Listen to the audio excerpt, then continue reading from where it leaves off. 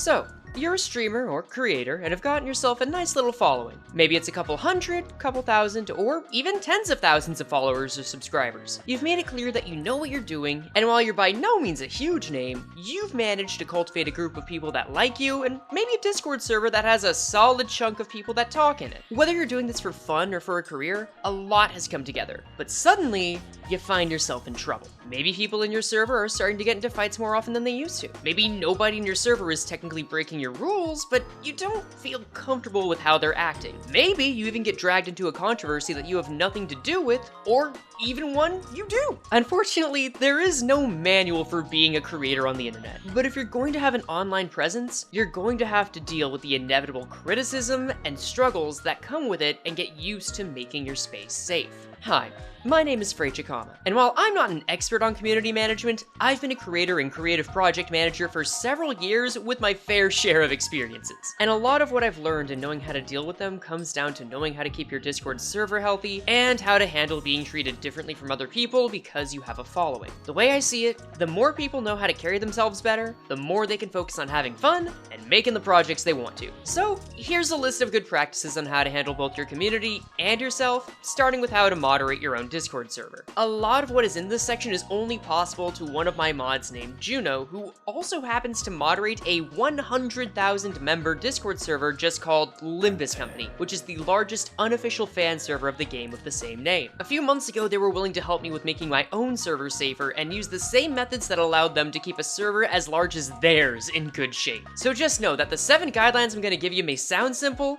but they're gonna take you far. Let's begin. Also, apologies in advance if I sound a little exhausted. I've been juggling a few projects recently, and it means that I'm recording this around 2 a.m., so I might sound a little sleep deprived. Number 1, make clear rules. Yeah, like I said, these are gonna sound simple. For your server, make a long list of rules with clear examples and listed punishments for breaking them. For example, one rule could be, if you say a slur, you're banned for X days, or venting in public spaces leads to a mute if done repeatedly. The consequences for breaking the rules are just as important as the rules themselves, so that you and your team know how to respond, and the people in your server know what to expect. Not only does this show what is and isn't allowed in your server, but your rules are a reflection of your values. For example, if you didn't have a rule in punishment for people posting slurs in your server, then your place will become known as the place to do that. Also, don't worry if your rules list is super long. It doesn't matter if you had 4 words or 4,000 words in your rule list, people who don't care weren't gonna read them anyway. And if you want an example, here's a couple of screenshots of rules in my own server at the time of writing. Number 2.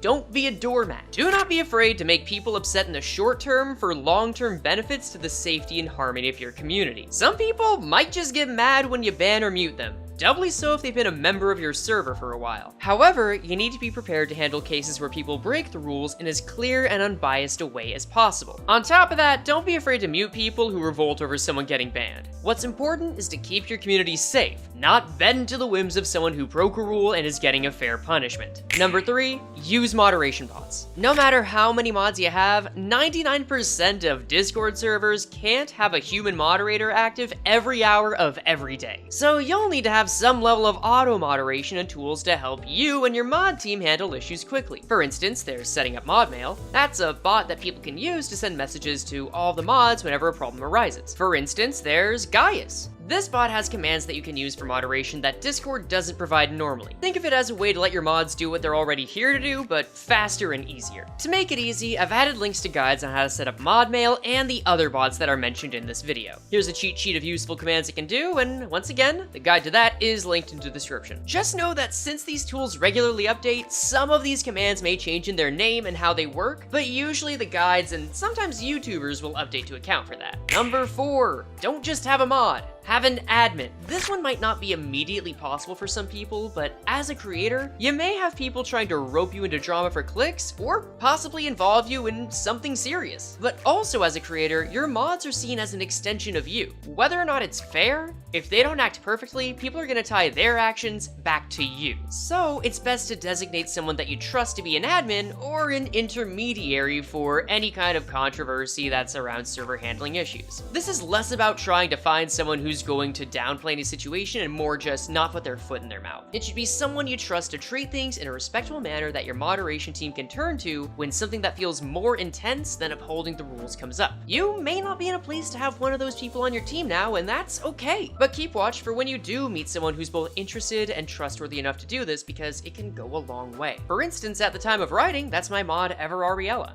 Number 5, protect your peace. Don't let controversies or drama dominate your server. If people in your server are discussing a serious topic rationally, but have taken it too far even if they're not trying to cause issues on purpose, you can just verbally tell them to stop if you don't want that bad energy in your server. A good rule of thumb is that your server is not like Twitter or Facebook or YouTube or any other kind of social media platform. Your server's a village that has your own norms and your own culture. So on top of that, if what they're saying is purposeful or malicious, then you've got every right to mute or ban people trying to spread the drama. It's not like you have to come down hard on anything remotely controversial or force positivity in your server, as sometimes it's nice to talk about real world topics and also just make fun of behavior that goes against your rules and culture. But generally speaking, it is in yours and your community's best interest to not let that become common. Number 6, maintain a friendly atmosphere with your staff team. Dog, they have a hard job that usually gets them more ire than thanks. The least you can do as the person they're helping is make them feel at home and give them assistance where you can. Allow your staff to take breaks, reassure them when things get rough, and be close to your mod team, as they're usually volunteers who are helping you to do this much. They don't have to do this, so show that gratitude wherever you can.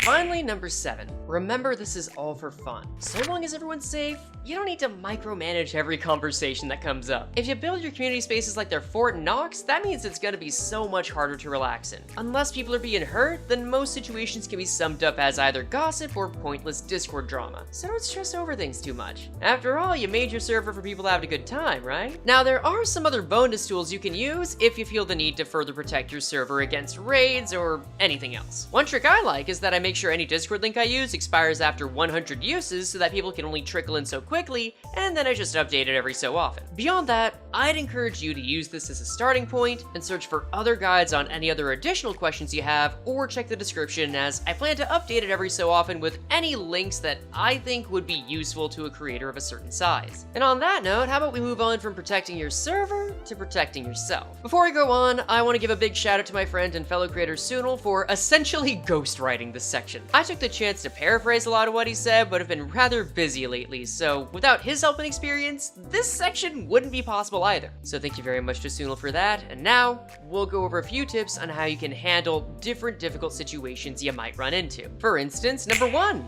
backlash. Let's say some people on the internet took issue with what you had to say in a video or some other social media post. Maybe you made a dumb mistake talking about a game or a piece of media, or got involved in a subject matter that you shouldn't have, or anything that caused a sizable response. And now because of that, people on social media are shouting from the rooftops about how much of a terrible person you are. How are you supposed to respond? Well, before you act, it's important to know that when people are upset with you, they're usually split into 2 groups. There are people who are upset with you because they take issue with your actions, and then there are the people who are upset with you because they simply like having an excuse to be mad at you, or even mad in general. Whether you like it or not, backlash and criticism is an inescapable feature of the internet, and you are no exception. While any backlash is never just 100% reasonable or 100% ridiculous, if you find a lot of the backlash you're getting is the latter, the kind from people who just want to be mad, then no matter what you do, that group of people aren't going to accept your response, apology, or explanation. Some folks on the internet are just miserable, and they want something to enrage them, and anything you say could just be used to fuel more of their anger. For that group of people, it's best to just ignore them and move on, no matter how much you get roasted in the QRTs. Nothing good is going to come out of interacting with them, so don't feel like it's the end of the world because a few people are saying you're evil. It's likely the kinds of people that are saying that didn't watch your content and your response never had a chance of working anyway. Now, what if a lot of the backlash is from your actions and you do indeed have something worth apologizing for? Hell, how do you even define that? Well, I'd say it depends on your morals. Did you break your morals that you have by accidentally saying something offensive that you didn't know was? then it's best to apologize. Because think about it, if you went against your own beliefs, then not apologizing is going to lead to garnering an audience that does not share your morals. For example, if you accidentally say something that promotes a harmful stereotype about a group of people, and you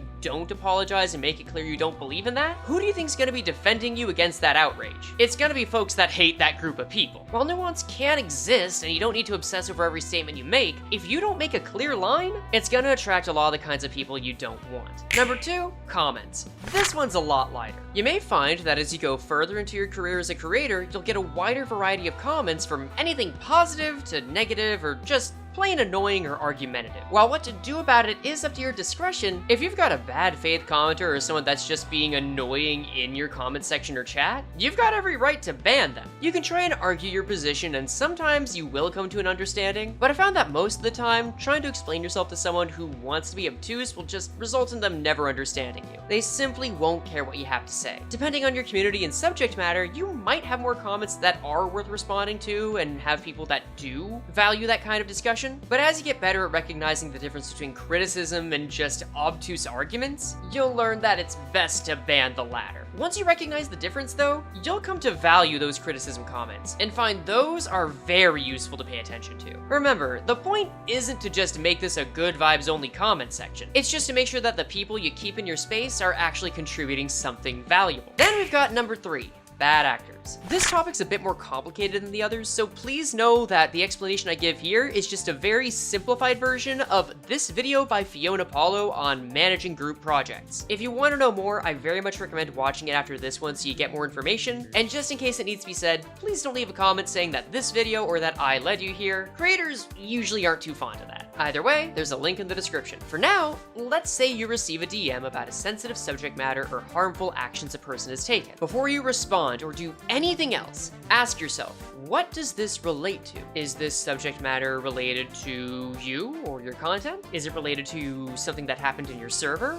or someone that you work with? Or is it a situation that doesn't involve you at all? If it's the former, then you might need to see what's in that DM and act accordingly. Maybe a friend of yours is accused of harassing people and being manipulative to them. If that's the case, you're gonna need to address that and decide whether to cut off that friend. But if instead it's a situation that's not related to you, then you have no obligation to talk about it or get involved in any way. At the end of the day, you are a content creator. You are not a social worker, police officer, or anything of that sort. When it comes to any serious situation that has real-world implications, what you as an individual can do will usually not resolve the underlying issues, and mob justice can instead make it harder for any authorities to do their job. So the best you can do, if you even want to respond, is to link the person to the respective page where authorities can help them and stop the problem. For example, if you receive word that someone may be endangering or exploiting minors, you can link them to the National Center for Missing and Exploited Children. In fact, I have a link to a list of resources that are kept in my own server for more extreme situations in the description as well. I wouldn't call it extensive to every scenario because I don't really know every scenario that's feasible, but feel free to copy and use it as you see fit. And once again, I heavily recommend checking out the Fiona Paulo video on this subject, also linked in the description. But now, let's talk about the opposite. Number 4, callouts. Let's say you're in a position where you haven't been told about a bad actor, but you are the victim of one. Maybe you're being harassed, coerced, or threatened in some other manner by another person in your space, and they're causing you harm. And unlike the last case, what this person is doing isn't the clear and present form of danger that's illegal or enforceable under the word of law. In that case, the first step I would recommend is to gather evidence and talk to someone that you can trust about it. This can either be in the form of a call, a DM conversation, or yes, in the form of the infamous Google Doc. Now, before anyone gets ahead of themselves, 99% of matters should be handled by trying to talk through whatever issue you have with your other creator, friend, or whoever you need to. What we're talking about here is the remaining 1% where it is just not safe to do so, and the last resort, I say again, last resort, is the court of public opinion. Please, please do not take this as me telling you that you should be ready to make a Google Doc at any time. If anything, do all you can to avoid it because it makes life harder on anyone. No matter what method you choose though, the way you present the information is going to make a massive difference to getting people to believe you genuinely need help. Be direct and clear with what you are experiencing and the evidence behind it. The best way is to just show why you are bringing their behavior to light and then the proof directly afterward. I do not believe I should have to specify this, but do not treat it as a drama situation. No theatrics, just cause and effect. What is happening is serious and you want anyone you speak with to treat it as such. For instance, you are cutting contact with person X because they did Y. Here's an example of them doing Y. And on the off chance you're in a position to respond to a call out someone else did where you feel like they are not representing you correctly, take what they said, show it, next line, show why it's a lie. Be as objective as possible. Evidence should always be at the forefront and you should be as objective as humanly possible. Then, if at any point you choose to go public with this information, make sure you consider a means to protect yourself and any other relevant victims, and don't do anything that could put them at risk. There can be exceptions if said people give you permission to do so, but as all of this is going to be a case-by-case basis, it's best to err on the side of caution as much as possible. And finally, number 5, creator etiquette. Meeting new folks that make stuff can be hard. You want to have fun with other people, but you also want to leave a good first impression, so it can be really easy to get anxious about that. But let's say you've gotten into your first collaboration with someone. How best can you navigate that collab? Well, it's easy. Just be professional. Treat them like a person. No boundaries exist, and that just because you agreed to do a collab, that doesn't immediately mean you're friends. You can and definitely will make friends from doing projects with other people, but treating someone who's signed up to be a part of that project as a friend from the get-go, such as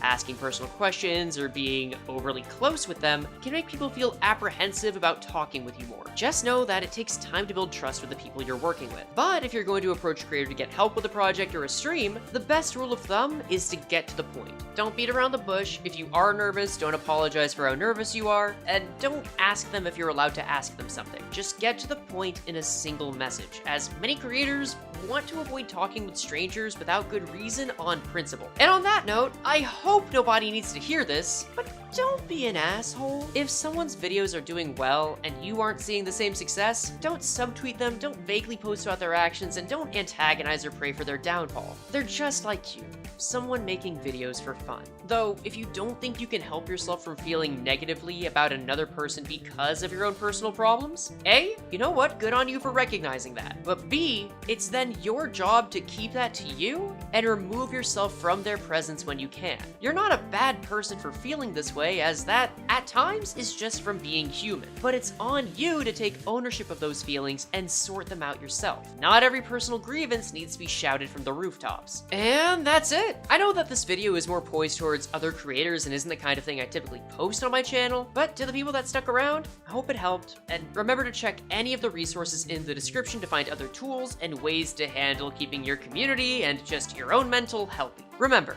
unless it involves your actions, your content, your server, or the people you work with, it's not your territory. You don't need to get involved. Just keep on top of those four, and you'll be set. Good luck, and have fun out there.